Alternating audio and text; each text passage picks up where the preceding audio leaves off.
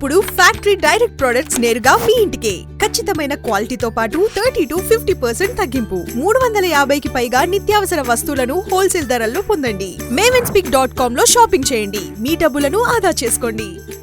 అసెంబ్లీకి వెళ్ళే ధైర్యం లేకుంటే వైసీపీకి మొత్తం రాజీనామా చేయాలంటూ షర్మిల గారి కామెంట్స్. దమ్ము ధైర్యం లేకుంటే ఎందుకీ రాజకీయాలు అన్నపై చెల్లిఫైర్ ఏంటి ఈవిడ టార్గెట్ అంతా కూడా జగన్మోహన్ రెడ్డి గారా? అనుమానం ఏమన్నా, ఎన్నికలకు ముందు నుంచి కూడా ఎక్కడైనా రాజకీయాల్లో ప్రభుత్వాన్ని ప్రశ్నిస్తుంటారు. వైఎస్ షర్మిల మొదటి నుంచి ప్రభుత్వం కాదు ప్రతిపక్షాన్ని ప్రశ్నిస్తుంది. సో ఈవెన్ ఎన్నికలు అయ్యాక అందరికీ తెలుదామనుకున్న ఆస్తుల పంచాయతీ, ఆ రాజకీయ పంచాయతీకి మూలం ఆస్తుల పంచాయతీ. ఆస్తుల మనకు ఈ మధ్య విజయమ్మ రాసిన లేఖలో కూడా క్రొనాలజీ ఉంది. ఎప్పుడు ఏం జరిగింది అని జెరూసలంలోనే ఆస్తులు పంచుకోవాలని నిర్ణయించుకున్నారు, పలానా టైంలో ఇలా జరిగింది, 2019లో అలా జరిగింది, ఇవన్నీ క్రొనాలజీ ఇచ్చారు. ఆ క్రొనాలజీ చూస్తే క్లియర్గా అర్థమవుతుంది. ఆస్తుల పంచాయతీ తెగకపోతేనే రాజకీయ పంచాయతీ మొదలైంది.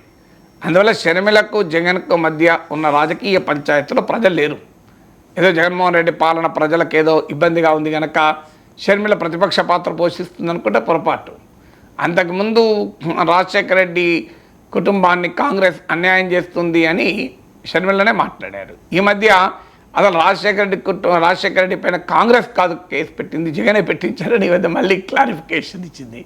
సో అది పర్సనల్ వ్యక్తిగతమైన కుటుంబ ఆస్తుల తగాదా. మళ్ళీ రేపు ఆస్తుల పంచాయతీ ఆగిపోయింది అనుకోండి, రాజకీయ పంచాయతీ కూడా ఆగిపోతుంది. మీరు చూస్తుండండి, మీకు మన విచిత్రంగా మారిపోతుంది చూడండి.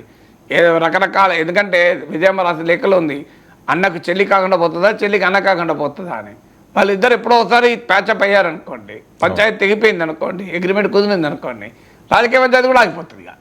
సో అందువల్ల ఇది ఆస్తుల పంచాయతీ. ఆమె కాంగ్రెస్ అధ్యక్షురాలుగా కాకుండా ఆమె సొంత ఎజెండా జగన్మోహన్ రెడ్డిని టార్గెట్ చేయడం. దానివల్ల ఎవరికి లాభం అవుతుంది అది కూడా ఆమె గుర్తించడం లేదు.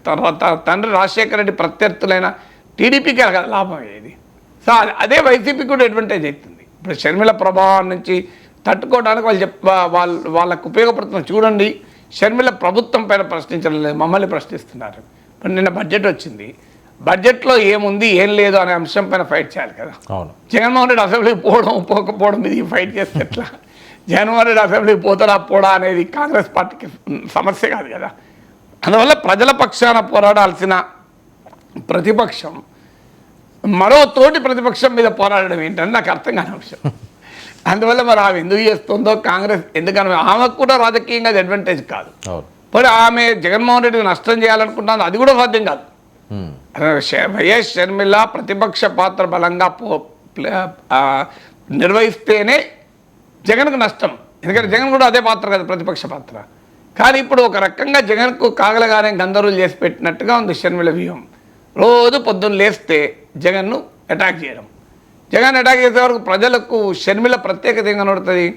చంద్రబాబు నాయుడు అటాక్ చేస్తున్నాడు, లోకేష్ అటాక్ చేస్తున్నాడు, పవన్ కళ్యాణ్ అటాక్ చేస్తున్నాడు, ఊహి షర్మిల అయిందిలా. సో ప్రజలకు ఏం సంబంధం? ప్రజలకు సంబంధం అంశమే కాదు కదా ఇది. మీకు ఆయనకు అన్నకు మధ్యలో ఉన్న ఆస్తుల పంచాయతీ ప్రజలకే సంబంధం. అసలు ఈ ఆస్తులు ఎక్కడి నుంచి వచ్చాయని ఒకవైపు టీడీపీ అడుగుతోంది. అసలు రాజశేఖర రెడ్డి ఆస్తులే అక్రమ ఆస్తులని. సో ఈ గందరగోళంలో ప్రజలను మర్చిపోయి వ్యక్తిగత పంచాయతీలను రాజకీయాల్ని మిక్స్ చేస్తే అది షర్మిలకు లాభం ఉండదు. షర్మిల జగన్కు నష్టం చేయాలనుకుంటుంది, కానీ జగన్కు నష్టం ఉండదు. అల్టిమేట్గా అది ఎవరికి ఉపయోగపడే అంశమే కాదు. ఎందుకంటే అల్టిమేట్గా ప్రజల పక్షాన్ని నిలబడి జగన్మోహన్ రెడ్డి కన్నా గట్టి కొట్లాడు. జగన్మోహన్ రెడ్డి అసెంబ్లీకి పోతలేడు, మీరు అసెంబ్లీకి సరిగా ప్రజా సమస్యలు రిఫ్లెక్ట్ చేయలేరు అనుకోండి, దాన్ని మీరు అవకాశంగా తీసుకోండి, మీరు రిఫ్లెక్ట్ చేయండి. షర్మిలకు ఇంకో అదనపు అడ్వాంటేజ్ కూడా ఉంది, ఆమె బీజేపీని కూడా టార్గెట్ చేయగలుగుతుంది కాంగ్రెస్ నాయకురాలు కనుక. ఇవాళ ఇప్పుడు జగన్మోహన్ రెడ్డి పరిస్థితి ఏంటి? టీడీపీని అనగలడు, మళ్ళీ బీజేపీని అనలేడు. టీడీపీని జనసేన అంటాడు, కానీ ఒక్క మాట కూడా మోడీని అనలేడు. మోడీని అంటే ఆడ సిబిఐ ఈడీ అడావుడు మొదలవుతుంది. జగన్మోహన్ రెడ్డి ప్రాబ్లం జగన్మోహన్ రెడ్డికి ఉంది. మీరు గమనించండి, ఇప్పుడు బడ్జెట్ మీద రియాక్ట్ కావాలంటే కేంద్రం ఇవ్వలేదు అని ఒక మాట అనలేడు జగన్మోహన్ రెడ్డి. అన్నాడు కూడా, ఇంపాసిబుల్ అన్నాడు, కేంద్రాన్ని ప్రశ్నించలేడు. కానీ షర్మిలకు అక్కడ ఒక బలహీనత, జగన్ బలహీనత తనకు ఆయుధం అవుతుంది కదా. షర్మిల మంచి హాయిగా ఇటు చంద్రబాబు నాయుడును రాష్ట్ర ప్రభుత్వాన్ని క్రిటిసైజ్ చేయొచ్చు, కేంద్ర ప్రభుత్వాన్ని క్రిటిసైజ్ చేయొచ్చు, జగన్ ఎక్స్పోజ్ చేయొచ్చు కూడా. మరి బీజేపీ రాష్ట్రానికి ఏం చేయకపోయినా నువ్వు ఎందుకు మాట్లాడతలేవని ఆ అవకాశాన్ని కూడా ఉపయోగించుకోవడం లేదు. పొద్దున్న లేస్తే జగన్మోహన్ రెడ్డి తప్పేదన్నా దొరుకుతుందా, దాన్ని టార్గెట్ చేద్దామా అనే ఆలోచనే రాజకీయం కనబడుతుంది. ఐ డోంట్ నో ఆ స్ట్రాటజీ ఆమెకు ఉపయోగపడదు, ఆమె రాజకీయ ప్రస్థానానికి ఉపయోగపడదు. అంటే ఈ రకంగా చేస్తే వైఎస్ఆర్ సిపిలో ఉన్న వాళ్ళు ఏమైనా కాంగ్రెస్కి వస్తారు ఫ్యూచర్లో అని ఈవిడ ఆలోచన అనుకోండి, పూర్తిగా నిర్వీర్యం అయిపోతే వైసీపీ.